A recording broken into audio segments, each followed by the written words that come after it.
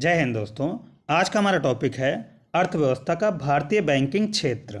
पहला पॉइंट दिया है, आधुनिक बैंकों की शुरुआत 1157 में इटली में किस बैंक की स्थापना से मानी जाती है?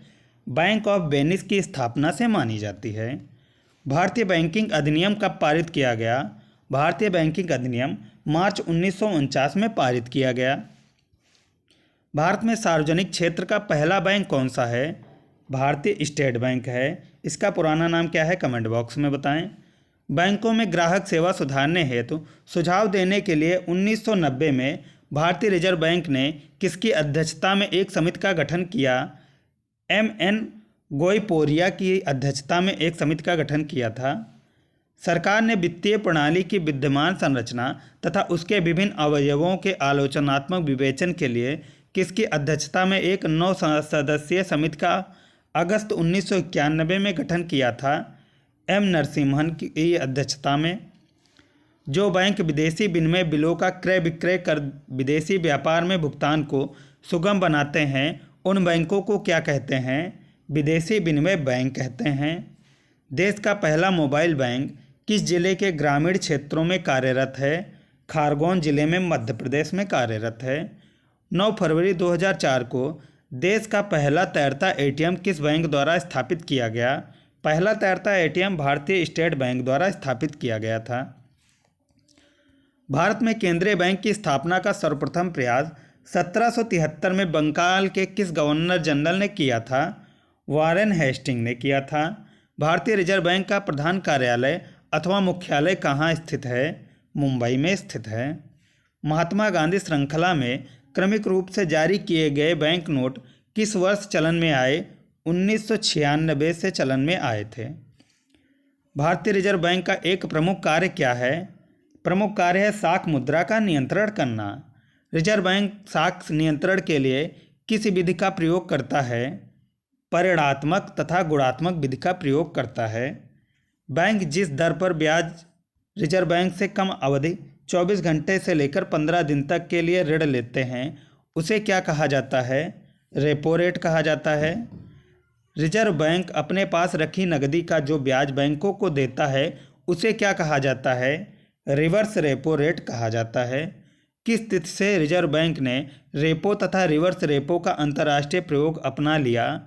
29 अक्टूबर 2004 से।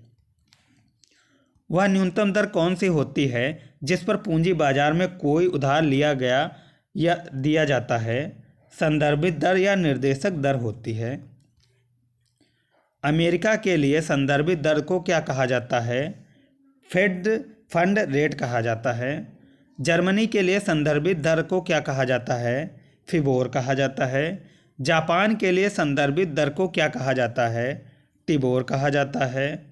यूके के लिए संदर्भित दर को क्या कहा जाता है? लिबोर कहा जाता है।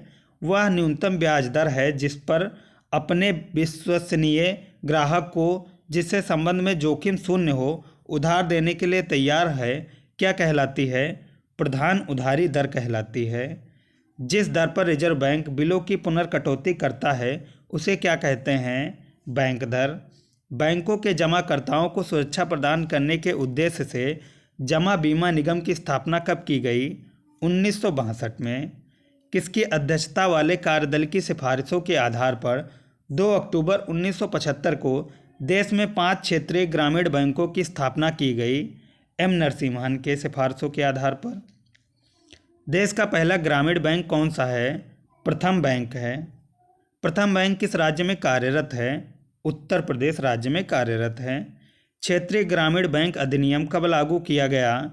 1976 में लागू किया गया। ग्रामीण बैंक की शेयर पूंजी में केंद्र सरकार, राज्य सरकार तथा ग्रामीण बैंक का अंश क्रमशः कितना होता है? इसमें केंद्र सरकार का 50%, राज्य सरकार का 35% तथा ग्रामीण बैंक का 15% अंश होता है। 23 मई 2012 को देश का पहला स्वदेशी एटीएम कार्ड रुपए किस ग्रामीण बैंक ने जारी किया? काशी गोमती संयुक्त ग्रामीण बैंक KGSG ने जारी किया था।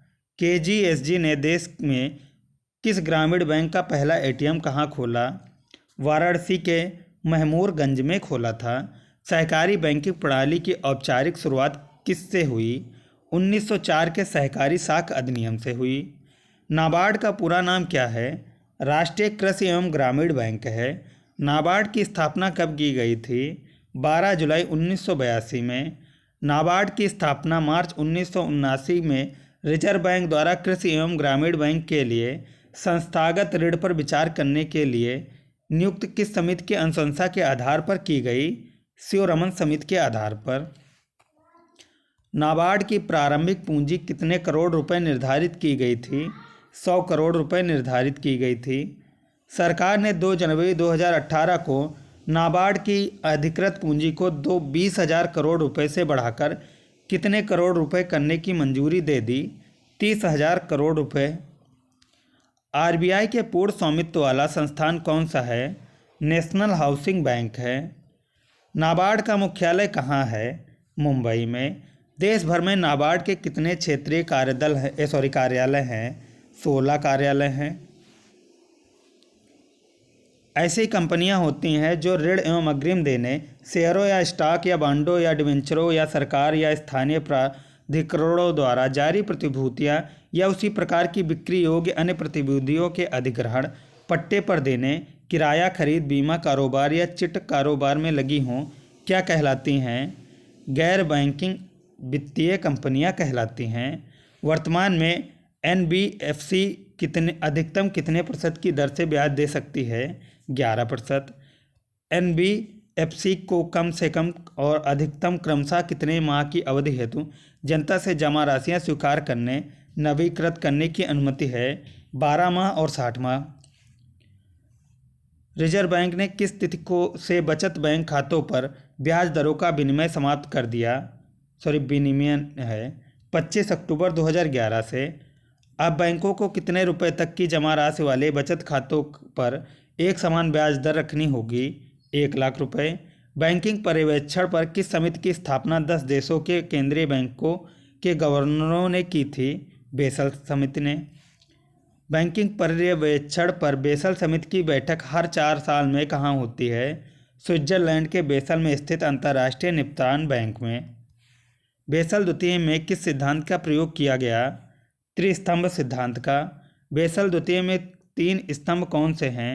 न्यूनतम पूंजी आवश्यकता, निरीक्षणात्मक समीक्षा, बाजार अनुशंसा। इस समय एफटीएफ के कितने सदस्य हैं? 37 सदस्य। भारत एफटीएफ 34वां सदस्य कब बना? जून 2010 में। अपने ग्राहकों को जानिए या केवाईसी या दिशा निर्देश का उपयोग के लिए किया जाता है। बैंक ग्राहक की पहचान प्रक्रिया के लिए केवाईसी की जाती है।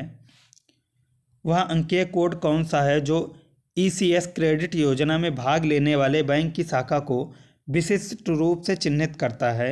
माइकर कोड। चुंबकीय स्याही चिन्ह पहचान होती है। आरटीजीएस से प्रेषित की जाने वाली न्यूनतम राशि कितने रुपए है? 1 लाख रुपए है।